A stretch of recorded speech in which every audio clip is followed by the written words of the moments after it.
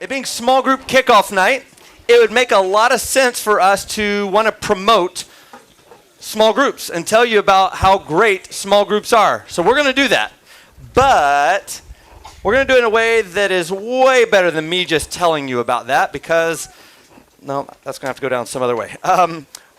Because other people can say it way better than I. And honestly, I told you earlier, I work here, like this is my job, I love it. And yet you would expect me to say, hey, youth night is really great and it's important and small groups are awesome. You should be in your small group and like make the most of it, of course. And I believe all of that. And I could say it, and I have. But I just thought I would much rather you hear it from a couple of people who I think very highly of. I think you will too. And I'm going to go ahead and invite them up and invite Cammie and Camp to the stage. Y'all got a mic? Okay. You guys are recent graduates from high school. Within the next week or so, you'll be heading into whatever's next. You're happy, but also happy but sad. Happy but sad, yeah. Emotions. I feel you. And so moving on to what's next for both of you that happens to be college, and yet you have been involved in this church all of your lives, in this youth ministry very intensely, and have given a lot of yourselves. And so I just thought, man, it'd be really cool for them to hear from you guys why this matters. And so I wrote down a few questions I'd like to ask you, or maybe just start with tell us about your small group experience. Maybe Cammie, you could go first, and I'm going to just kind of leave it at that, and you, whatever part you want to say about your experience with small group here in GC Youth. Yeah, so first coming into the youth group, my small group, it was small. Like, we only had a few girls that, were pretty consistent. And, in middle school, we were shy, kind of nervous to answer the questions. So our conversations were very short but sweet, because that's just how it is. We were young. And then that was for the first year. Then the second year, my 7th grade year, we actually also combined with the 6th grade girls. So it was us two, because their group was small also. Still pretty small group, still very minimal conversation, but we loved each other. We're all very different, but it took a couple years until a lot of people started coming, the GAC folks, people like that. Our small group started to fill up. And then, we separated, I think maybe we were in 9th grade and they were in 8th grade just because of age, high school, middle school. And then we got back together in high school. And that's where we all, I know I could feel, that connection growing with them. And just, our conversations just, got a level deeper and, longer. Alongside that, we also got off topic a lot. I know, our small group does that. I'm assuming most girls do. Guys too, but girls talking about clothes and whatever. So we got off topic a lot, and for me, I was always kind of the person all right, thinking in my head. I never actually said this. We have questions we need to get done. We have to get through all of these. So I'm we need to wrap this conversation up. I love it and all, but we gotta get this done. And then finally, I got older and realized that's part of the small group experience. It's just building those connections in those relationships, talking about boys or clothes. That's what brought us together. So I realized part of the chatter and the getting off topic is awesome. Then also having those deeper faith conversations is awesome. So I just love my small group. That's good. Great. Yeah, mine has been as a whole all positive. Sure, there are some moments like she said where I also would kind of be all right, we're off topic, let's get back on topic, but as a whole positive. I want to start with that.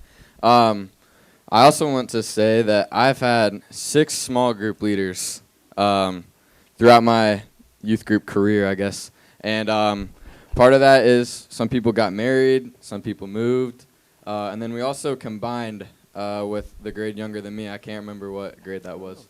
But I didn't know it then, but I do know now that was very beneficial. I'm very glad that we combined with the guys younger than me. I love the guys that were my age, I really do, but the greatest impact on me were the younger guys for sure.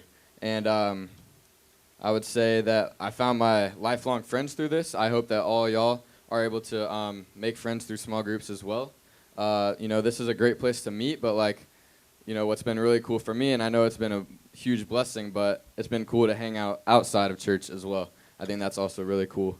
I've spent a lot of hours and time with these people, A memory I want to go through or talk through real quick is actually with both grades. We used to do what's called I-9, and that's because I think 5 of us worked at I-9 Sports. Reed, I know you're working there soon. Good luck. But yeah, we basically, it's a bunch of people. We just love sports, and that's the way we got to connect and have fun. So we'd play at like Fowler Park, sometimes Little Mill, and we'd just play soccer or flag football, and then we'd go out to eat after.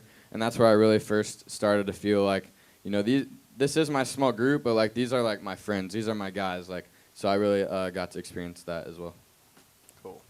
Beautiful story. Relationship, key part of small groups, obviously, and I'm so glad you made a point. You both mentioned it. You made a point to say, like, that's okay to have those, what feels like small talk, chit-chat. And another part is this is a group of people with whom you can talk about deeper, more spiritual things. So what impact has being involved with your small group had on your spiritual growth? Either you just keep that? Yeah.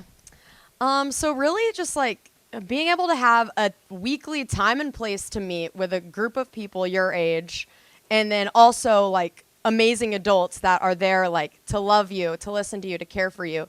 Like that is so awesome, like in and of itself. Like you're able to come here and like I know I can go to my small group, and if I have anything on my heart, anything on my mind, I can just say it, and they're going to be there to listen and like hug me, cry with me, and like give me advice. So like just knowing that, honestly, like it almost feels like this is like kind of close to like having like if I were able to talk to like Jesus almost, because I know Jesus is speaking through them, and like just being able to have people that love you, like that's what like is a church. Like that's what I first think of. So, you know, like also getting to hear such amazing and wise things from everybody, because like no matter what people say, like it's gonna be great, and like I'm gonna want to hear it.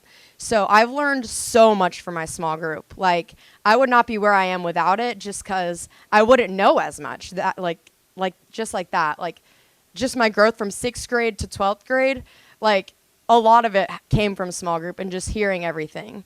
And just like it's opened my eyes to so many different ways. Like you could be reading one passage and everybody in your group could see it a different way, which is like such a cool thing, because we're not meant to keep like our faith to ourselves. Like we're supposed to share it, and like by sharing it like helps other people grow too. So I've like spiritually grown just from like learning new things from other people. Yeah, well said.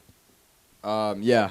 For me, I think it's, you know, I should like admit that friends are really important in life. I definitely am someone who I actually do like being like alone by myself. Like I don't have a problem with that, but like no doubt friends are very important in your life.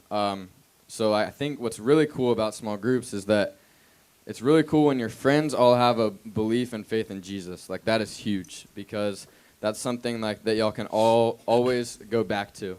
And I think that's a big deal, because whenever I share something with someone or I bring something up in small group, that's going to get pointed back to Jesus and how he would, you know, address that problem. And I think that's big. If your friends like that, like at school are like that as well, that's awesome. I know at small group that the people here are like that. They're going to help you in a way like Jesus would, and I think that's really beneficial. You know, I think another big thing is that we're all able to hold each other accountable, kind of. When you share goals in small group, and you spend time with these people, you're able to remember like what they said, what they wanted to work on. You're able to remind them. You're able to push them spiritually. The guys in my small group, they push me spiritually. They hold me accountable. I try and be a good influence on them, so that helps me, you know, always want to put my best out there for them as well. And I think the main point is just that the guys in your small group should help you become a better person spiritually. And there's no doubt in my mind that I'm way further spiritually than I would have been without these guys. So I think that's really big. Yeah. Awesome. Okay, I have one more question, and it's just kind of free for all.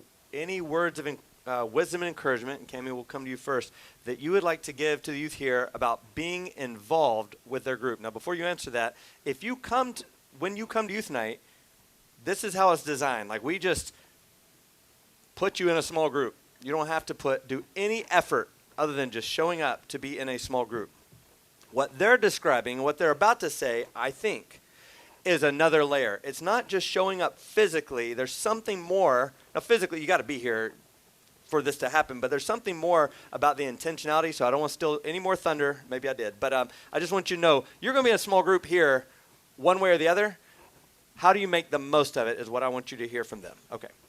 So my first point actually is just to be here. All like right. Good. literally, That's a good place to like start. you will never regret being here. Sorry. I understand how like sometimes just like sleeping or like doing your crammed homework from like on Sunday like 5 to 8 sounds like ideal. It's not. Like being here is ideal. Like you will never regret being here. You might regret missing a youth night or missing multiple. Cuz like every moment you spend here is so valuable. Like you're either building relationships or you're having fun, like doing things with people. But you're also like growing your faith in God, which is like so cool. Like what's better than doing all of that in like 3 hours every like week on a Sunday? So, do your best to like go to every youth night, every retreat, and like every event. Like just make those memories because you'll make memories as a whole group and as a small group. Like building relationships is the key to like making those memories, and then it also will lead to a stronger faith in Jesus. And then also don't be afraid to put yourself out there. Like if you're feeling like left out or alone, like feel free to like just go have a conversation with someone because that's how a friendship starts. And that's also like vice versa. If you see someone like who seems left out or alone, like go reach out to them. Like everybody here is so cool. Like whether you're super different or not, like everyone's so cool. And if you like are thinking of an answer in small group and you're like, oh, like I don't think I should say it, it's gonna be bad. Like no answer's bad. Everything he has to say is good. Like it could be God telling you to say that. Like that's why it's on your heart. So just say it.